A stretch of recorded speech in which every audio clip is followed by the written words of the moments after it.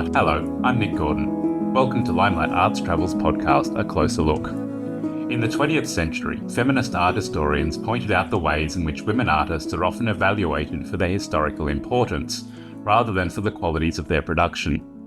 So, if we were to look at Italian women artists of the Renaissance and Baroque, who might we select solely on the basis of their artistic excellence and contemporary reputation? In this episode, Dr. Kathleen Olive joins me to make a case for the importance of Lavinia Fontana, a painter from Bologna who was recognised at the highest professional honours awarded to Italian artists in the 17th century. Hello, Kathleen, and thank you for bringing in this work of Lavinia Fontana's to talk about in this episode of A Closer Look.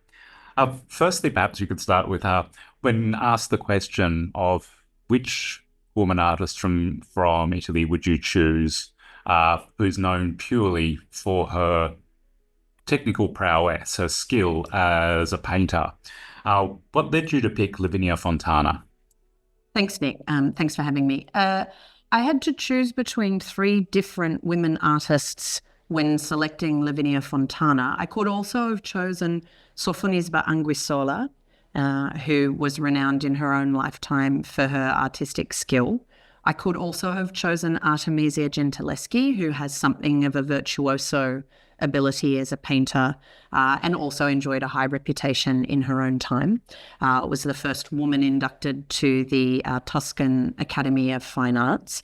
But I chose Lavinia Fontana because in her own time, she was considered to be as accomplished as a male artist. She's not thought of in comparison to male artists. She's just ranked as an outstanding artist in her own right, sought after by aristocratic patrons, popes, not something we could say about Artemisia Gentileschi, for example, and in the first woman to be inducted into the Roman Academy of Fine Arts. So her reputation today is probably less known by the average art lover than either Sofonisba or Artemisia's, but in her own time, she was considered to be, even by those women artists, such as Artemisia Gentileschi, she was considered to be the top of the top.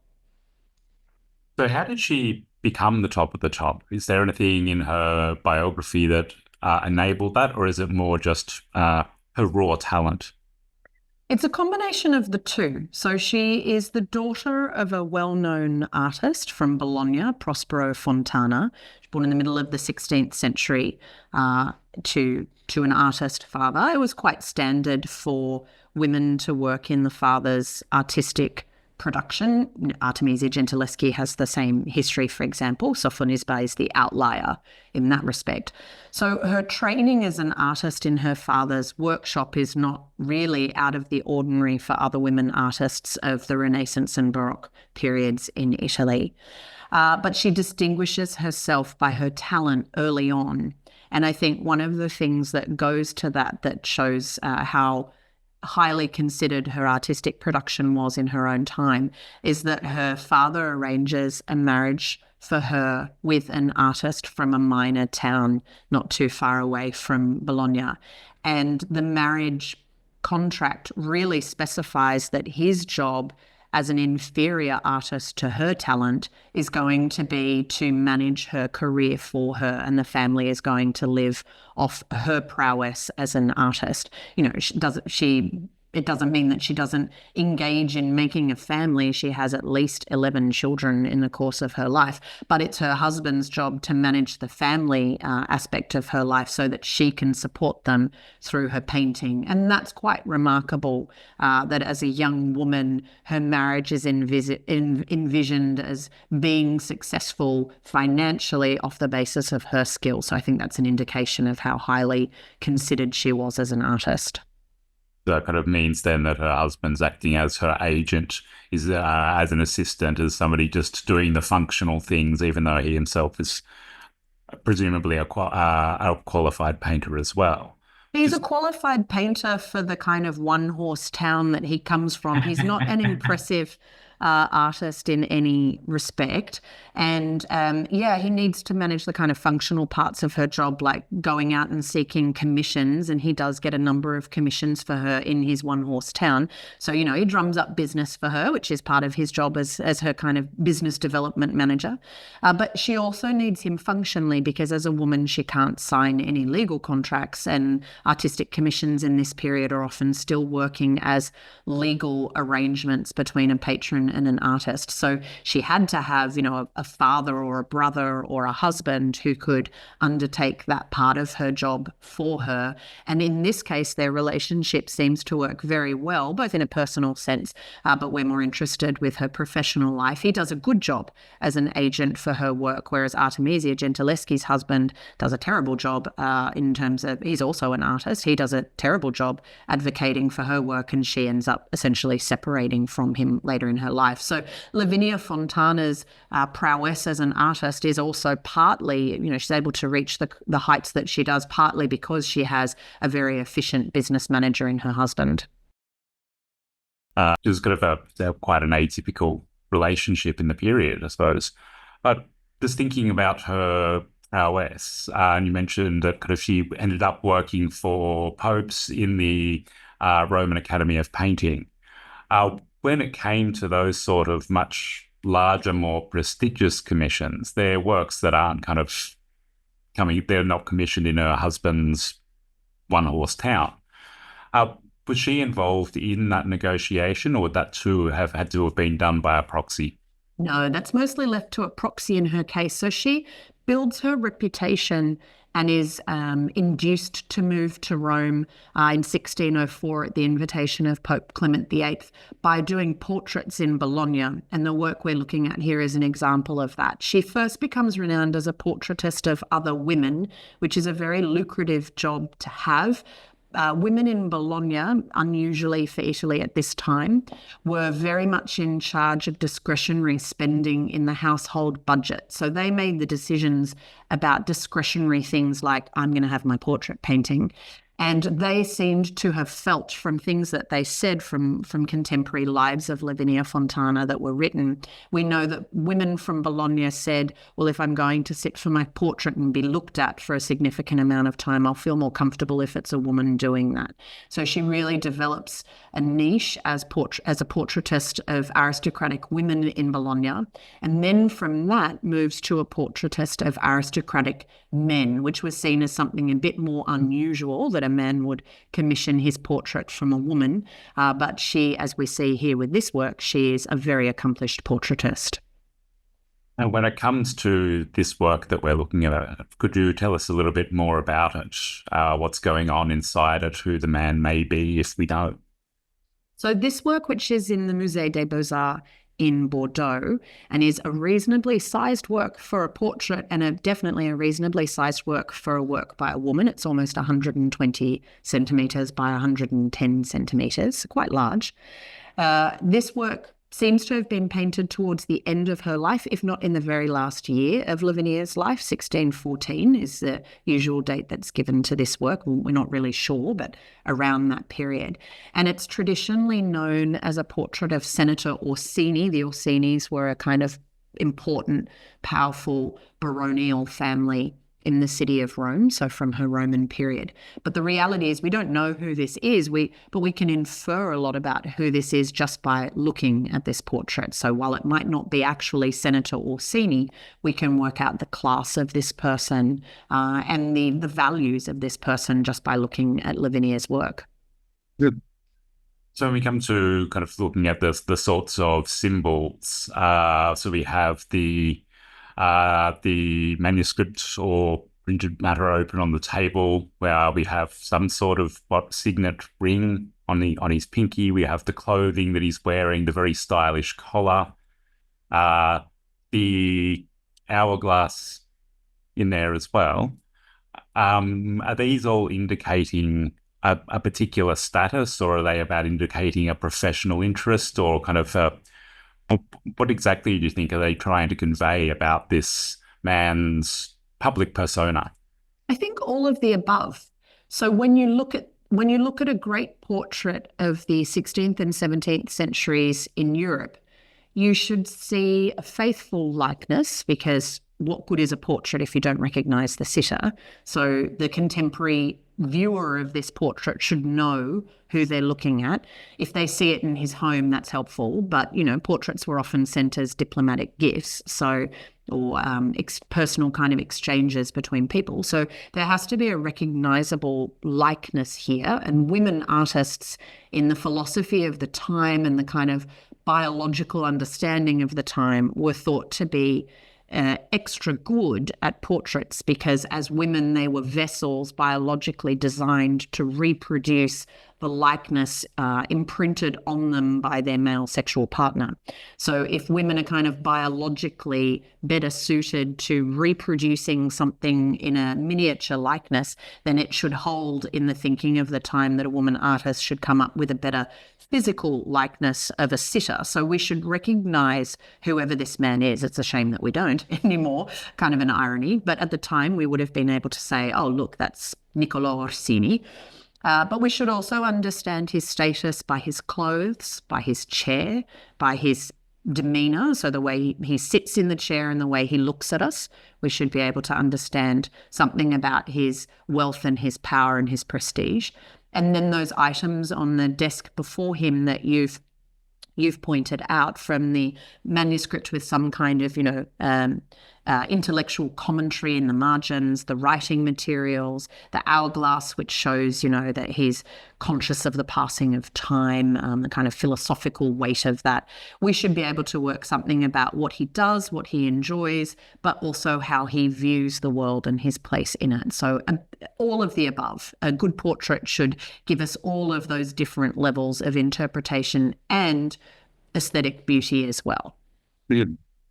And you can see kind of just the aesthetic beauty in this, just his clothing alone is amazingly well done. Just the play of light across the silk, whether it's the red or the black, and kind of the handling of the fur, and that very elaborate ruff that he's wearing as well, are all pointing to I suppose things that are all very technically difficult to achieve, which obviously she's mastered here.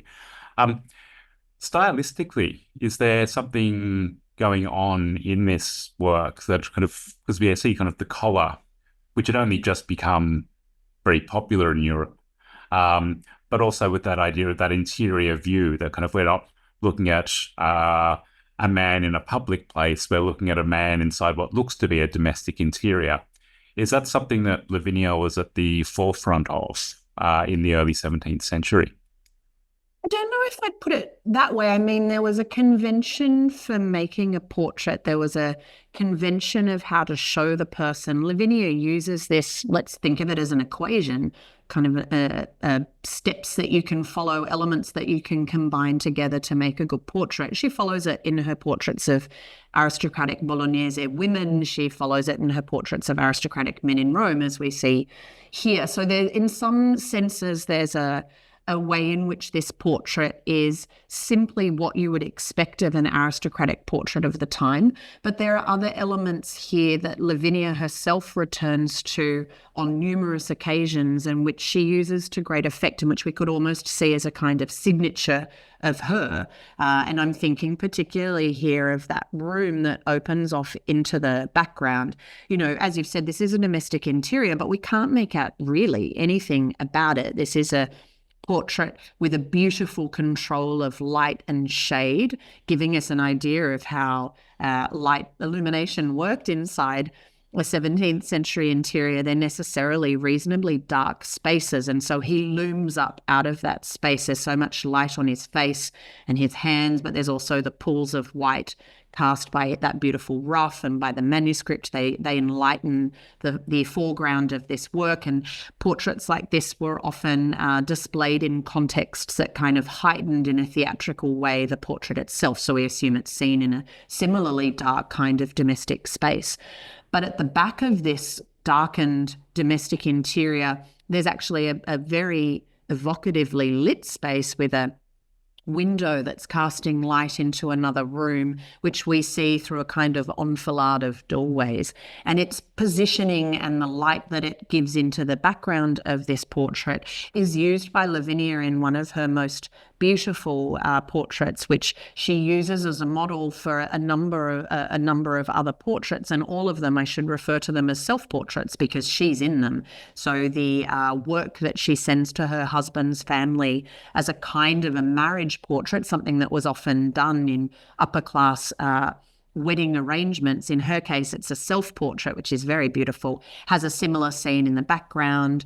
We see it again in the portrait that she submits to the Accademia of San Luca in Rome. When you joined that, you had to submit a self-portrait as a kind of a calling card to the Academy, and she replicates that same structure in that portrait as well. Sofonisba Anguissola uses it in a self-portrait of herself at the spinet. So there are these ways in which women artists of the late 16th, early 17th century use this composition to highlight their own self-portraits, to give a kind of a sense of expansion, I suppose, a physical expansion out from the contained world of the person in the foreground to the world beyond. And I love that in this case, Lavinia is taking that female self-portrait convention and applying it to the aristocrat shown here. Just on that as well, like kind of the way she's taking that tradition and taking those ideas and applying them to this figure here. Are there other aspects that you think of this work are coming from her background in Bologna, or kind of her life and the influences on her art that are coming through? I suppose in some ways I would point to something that you raised earlier, which is her treatment of textiles and fabrics. Bolognese artists were celebrated for their representation of stuff, in that quite literal kind of almost archaic use of the word materials, different types of materials and fabrics and the different textures. This was something that her father excelled at. The use of colour as well in Bologna is greatly influenced by her father and by some of his contemporaries who developed the so-called Bolognese school. I'm thinking of the Carracci family there, for example, and Lavinia Fontana is very much influenced by them. But she's in Bologna, she's also able to understand what we might think of, or what they thought of at the time, as foreign influences, northern painting in particular.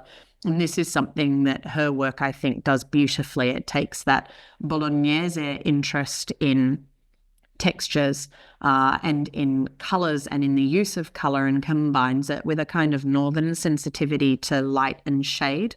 And that is, I think it just beautifully highlights in a portrait the psychology of the sitter, which is, of course, another thing that you really want to convey with the use of all of those symbols, but also those outward markers of status. You also want someone who looks at a likeness to go away thinking they know something about the interior state of the sitter. That was a goal for portraiture in Italy from the time of Leonardo da Vinci onwards. And I think that's something that Lavinia does very beautifully here, and that some other artists of the Bologna tradition do as well. And that is that the longer you look at this man's face and hands in particular, I think, the more you get a sense of who he is as a person. Very centered presence, someone with a great deal of control in how he's presenting himself to the world, but also a very relaxed set of his face and a confident use of his gaze and of his hands. So you feel that this is someone who's very much in control of the circumstances in which he finds himself.